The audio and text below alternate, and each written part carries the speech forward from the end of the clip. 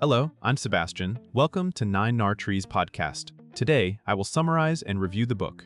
Teaching with Poverty in Mind by educator and brain-based learning advocate Jensen examines how chronic economic hardship can shape a child's development and day-to-day school performance. Using widely discussed research from neuroscience, psychology, and education, Jensen connects the realities of poverty to classroom factors teachers can observe, such as stress reactivity, attention, memory, language exposure, health-related absences, and social behavior.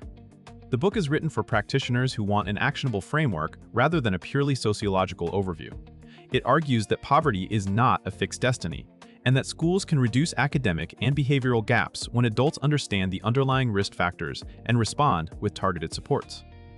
Along the way, Jensen emphasizes relationship building, a calmer and more predictable learning environment, explicit skill instruction, and school-wide practices that strengthen resilience.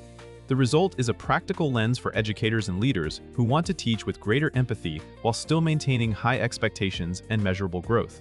I will give you key takeaways from this book. Firstly, how poverty-related chronic stress affects learning. A central theme is that poverty often brings persistent stressors that can become biological, not just emotional.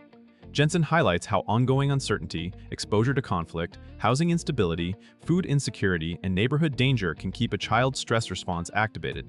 In school, this may show up as hypervigilance, impulsivity, quick frustration, difficulty sustaining attention, or shutdown behaviors that are easily misread as defiance or laziness. The book frames these responses as adaptations to a harsh environment, which means discipline and instruction work better when they account for stress physiology. From a classroom standpoint, the message is to reduce avoidable stressors and increase predictability. Routines, clear transitions, and calm adult responses help students regain a sense of safety. Jensen also connects stress to memory and executive function, suggesting that high-pressure, public failure, or chaotic classrooms can make it harder for students to encode and retrieve learning. By treating self-regulation as a skill to be taught, not a trait to be demanded, educators can make academic work more accessible and reduce behavior escalation. Secondly, risk factors that commonly accompany poverty. Rather than presenting poverty as a single cause, the book organizes it through overlapping risk factors that frequently travel together. These include health and nutrition challenges, higher mobility rates, limited access to early childhood enrichment, fewer books and language-rich interactions, and increased exposure to trauma or environmental hazards. Jensen argues that the cumulative load matters. Multiple moderate risks can produce outcomes similar to one severe risk.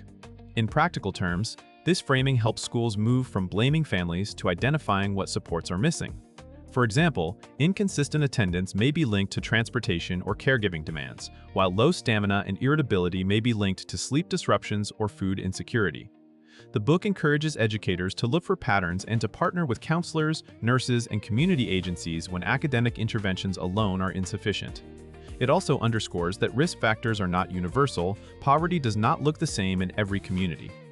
A useful takeaway is that schools can create systems to identify barriers early, coordinate services, and reduce the hidden costs of poverty that interfere with engagement, homework, and consistent progress. Thirdly, relationships as the foundation for engagement and resilience. Jensen repeatedly stresses that positive relationships are not an add-on but a primary intervention.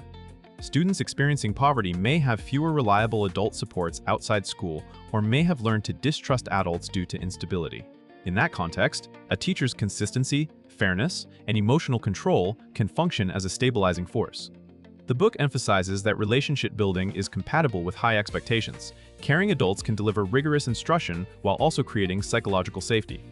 Practical implications include greeting students, using respectful language, repairing conflict after incidents, and building classroom communities so peers become assets rather than stressors. Jensen also points to the importance of adult credibility. Students are more likely to comply and persist when they believe the adult is predictable, competent, and on their side. Relationship-centered classrooms can reduce behavior problems, but the deeper benefit is academic. Students take more risks, ask for help sooner, and remain engaged longer. The book encourages educators to view trust as instructional infrastructure. Without it, interventions feel like control. With it, interventions feel like support, increasing resilience and making learning more durable over time. Fourthly, classroom strategies that support the brain and boost achievement. The book translates research-informed ideas into concrete approaches teachers can try immediately. Jensen emphasizes instruction that is explicit, multisensory, and structured, with frequent checks for understanding so students do not fall behind silently. Because stress can reduce working memory and attention, lessons may need shorter chunks, clear learning targets, and active processing through discussion, writing, movement, and retrieval practice.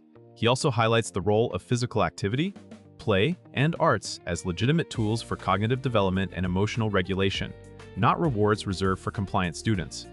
Another recurring recommendation is to teach social-emotional skills directly, including self-monitoring, goal setting, and conflict resolution, so that students build the executive functions that school assumes. The book also encourages using positive reinforcement strategically and creating opportunities for success early in a lesson to build momentum. Importantly, Jensen frames rigor as supportive scaffolding rather than lowered standards.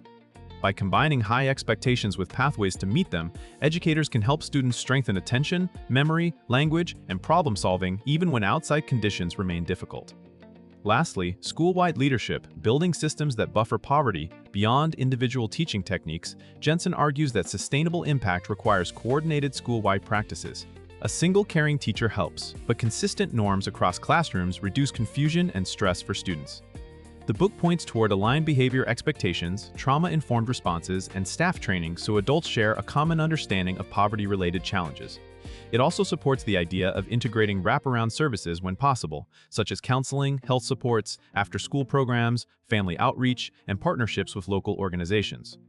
Jensen highlights that data should be used to remove barriers, not to label children. Attendance, discipline referrals, and course performance can signal where systems are failing to provide access.